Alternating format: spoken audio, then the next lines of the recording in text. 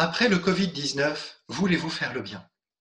Cette question peut sembler un peu provocatrice dans cette période compliquée de sortie de confinement. Nous en sommes sortis il n'y a pas si longtemps que cela, où nous cherchons, nous voulons, nous travaillons à la remise en ordre de notre société, à redémarrer les entreprises, à réorganiser les établissements scolaires, à retrouver un mode de vie que nous avions laissé il y a quelques semaines.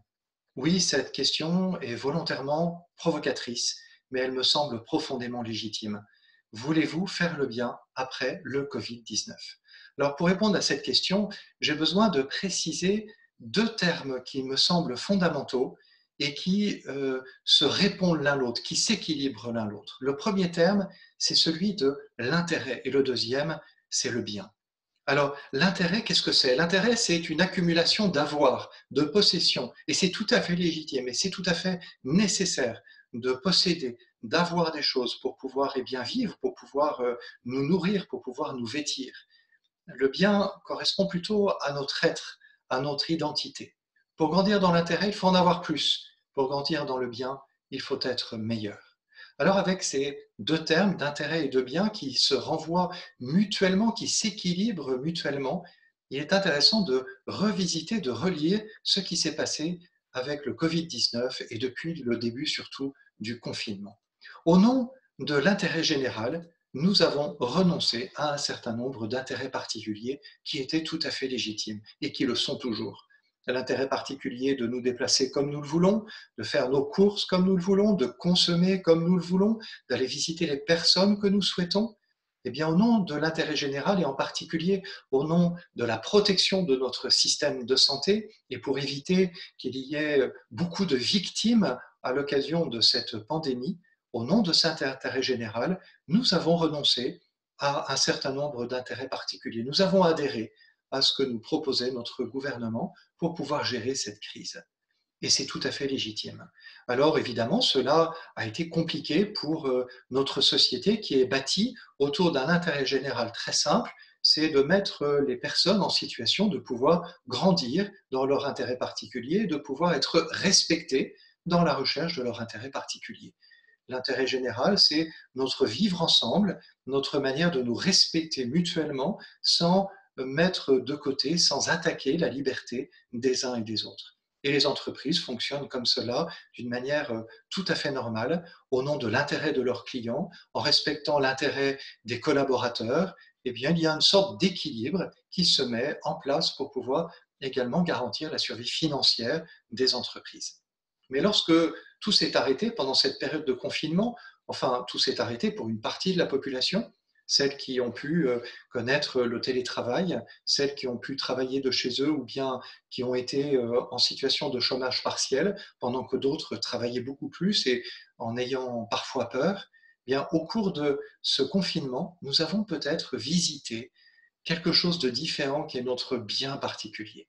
Qu'est-ce que ça veut dire? Nous sommes rendus compte que nous pouvions être de meilleures personnes, de meilleurs parents, de meilleurs conjoints, de meilleurs professionnels. Nous avons grandi, nous avons appris, nous avons réfléchi, nous avons participé à de nombreux webinaires, nous avons revisité nos pratiques, nous sommes devenus meilleurs, nous sommes sortis meilleurs de ce confinement. Pas tous, parce que certains ont été complètement déboussolés, certains se sont retrouvés en difficulté dans cette période de confinement, en période de stress très important, et ça a été compliqué pour eux.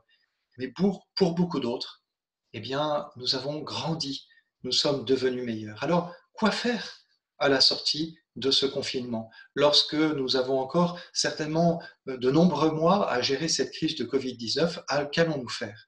Allons-nous simplement faire marche arrière, laisser de côté ce temps où nous avons grandi dans notre être, dans ce que nous sommes de meilleur, pour revenir à une organisation uniquement centrée sur l'intérêt général qui vient préserver nos intérêts particuliers, ou est-ce que nous allons faire autrement? Un chef d'entreprise, il n'y a pas longtemps, me témoignait qu'il avait l'impression, à la sortie du confinement, qu'il allait perdre une dizaine de ses plus jeunes collaborateurs qui, au cours de ce confinement, s'étaient rendus compte que leur bien particulier ne correspondait plus à travailler au nom de l'intérêt général de notre société et de l'entreprise dans laquelle ils étaient pour pouvoir simplement accumuler de l'avoir, de la richesse en plus. Et qu'ils voulaient se consacrer à autre chose qui est le bien commun de la société. C'est-à-dire faire en sorte que nos organisations en termes de société, en termes d'entreprise, en termes de famille, d'établissements scolaires, bâtissent les conditions du bien commun qui permettent à chacun de devenir de meilleures personnes dans le respect, évidemment, des intérêts particuliers. Cela ne s'oppose pas, bien évidemment, au fait de posséder. Cela ne met pas fin forcément à l'intégralité de ce que nous vivons dans notre société, dans la manière de consommer, mais par contre, au nom du bien commun, nous allons sans doute être interpellés pour visiter nos intérêts particuliers, pour voir par exemple la manière dont nous consommons, la manière dont nous nous habillons, la manière dont nous voyageons, pour être davantage respectueux d'un bien commun. Cela ne veut pas dire que les entreprises vont arrêter de produire, cela ne veut pas dire que les entreprises vont arrêter d'avoir des clients et de dégager des coûts, mais des profits financiers. Mais par contre, cela veut dire que nous devons bâtir des organisations qui ne privilégient pas simplement l'intérêt, mais qui privilégient le bien commun.